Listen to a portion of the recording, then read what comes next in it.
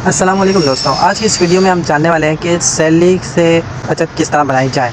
अक्सर बंदों की ये शिकायत होती है कि जैसी सैलरी आती है एकदम ऐसे निकलती है जैसे आई ना हो, ऊपर से हम महीने के एंड में ही कर्जदार होते चले जाते हैं। तो अगर आप भी अपनी सैलरी का सही तरह हिसाब नहीं रख पाते, सही तरह से सैलरी को नहीं चला पाते पूरे महीने, तो ये वीडियो आप ही के लिए है। तो मजाक इस टाइम इस वीडियो को स्टार्ट करते हैं। सैलरी से रिलेटेड बहुत सी प्रॉब्लम्स हैं जो कि लोग फेस करते हैं अपनी ही कुछ गलतियों की वजह से।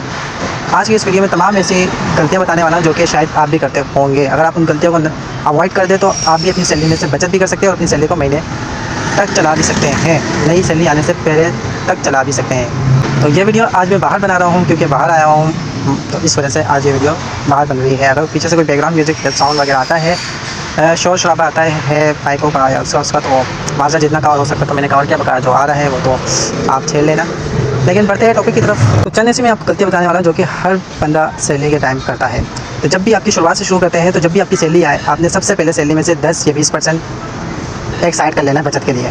कुछ भी नहीं देखना, आराम से आपने 10 से 20% उठाना है। जितनी भी आपकी सैलरी है उससे आपने 10 से 20% निकाल लें। अगर नहीं निकालना आता तो इसके लिए भी मैं आपको वीडियो बता दूँगा।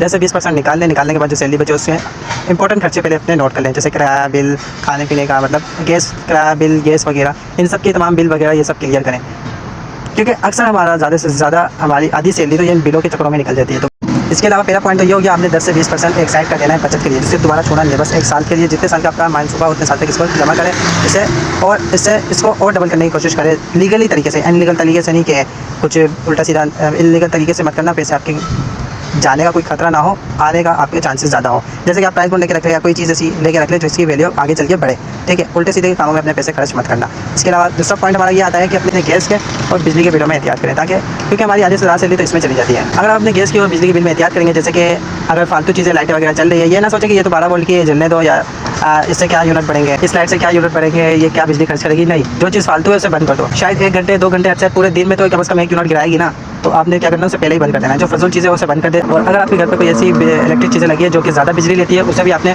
हटाना है। उसकी जगह ऐसी चीज़ें लानी है जो कि कम बिजली लेती हो सके तो जो आपकी बचत के पैसे हो उसमें से आप सोलर बैटरी वगैरह ले सकते हैं। तो तीसरा हमारा पॉइंट है कि बजट बनाना है आपने। बजट के अलावा बजट से ऊपर आपने कोई चीज़ नहीं खरीदनी, नहीं खर्च करनी है पैसे आपने अपने, क्योंकि आपने अक्सर देखा होगा कुछ बंदे ऐसे होते हैं जो कि बोलते हैं हमारे बजट में ये चीज़ नहीं है या हमारे बजट से बाहर है। वो क्यों करते हैं? वो इसी वजह से करते हैं क्योंकि वो अपनी एक मखसूस रकम को बचा के रखते हैं और एक मखसूस दायरे में रहते हुए खर्चे करते हैं अपने, जो भी उनके होते हैं। ये नहीं कि वो बिल्कुल कंजूस होते हैं, कुछ खर्च नहीं करते, नहीं, खर्च वो सब कुछ अच्छे से करते हैं, लेकिन एक महदूद हद के अंदर करते हैं। ये नहीं कि अंधी धुन में पैसा उड़ा रहे हो, ये नहीं करते। तभी वो फाइनेंशियली तौर पर मजबूत भी रहते हैं। अगर आपने भी बनना है तो इन तमाम गलतियों से आपने बचना है। और ये सब चलो जो गलतियाँ होनी थी वो हो गई है, लेकिन अब हमने ऐसा नहीं करना। तो बढ़ते हैं चौथे पॉइंट की तरफ। चौथा पॉइंट हमारा ये है कि आपने हर चीज़ में एहतियात रखनी है। जैसे कि मैंने पीछे आपसे कहा कि अपने बिजली के गैस के बिलों में थोड़ी एहतियात करें। अक्सर हमारी बहनें क्या करते हैं कि अक्सर हमसे भी कभी कभार हो जाती है, गैस हम खोलते हैं तो बंद करना भूल जाते हैं, या थोड़ा बंद करते हैं, थोड़ा बहुत आधा बंद होता है आधा बंद नहीं होता, थोड़ी गैस ज़ाया हो रही होती है। तो हमें ध्यान रखना है जब भी हम कोई भी काम करें तो काम खत्म होने के बाद गैस को प्रॉपर तरीके से बंद कर दिया, अच्छी तरह चेक करके बंद कर दिया जाए। और बिजली की आपने जो भी चीज़ें आपने फालतू जल्दी उसे बंद करनी है, और हो सके तो जितना हो सके आपने बिजली के बिलों में एहतियात करनी है, क्योंकि ये बहुत ज़्यादा हमारी आधी सैलरी खा जाते हैं।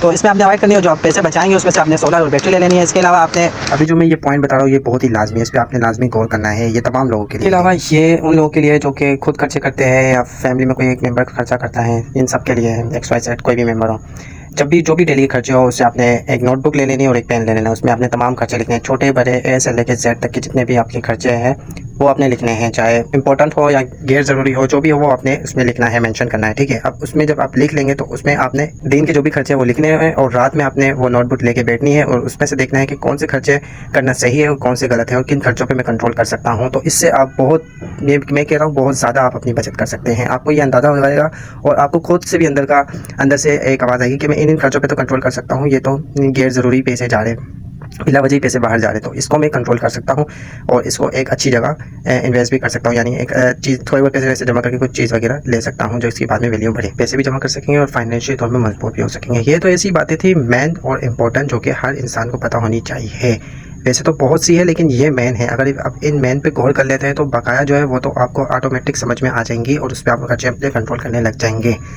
अगेन कह रहा हूँ, तमाम खर्चे अपने नोट पैक में लिखने हैं। ये नहीं कि चलो शाम में लिखूँगा कल लिखूँगा, नहीं, पूरे लिखने हैं और टाइम टू टाइम लिखने हैं और रात में उसको चेकआउट करना है, ठीक है। तो अगर आपको वीडियो अच्छी लगी तो अपने दोस्तों तक भी शेयर करें ताकि वो भी अपने खर्चों पर कंट्रोल कर सके और फाइनेंशियल तौर पर मजबूत बन सके।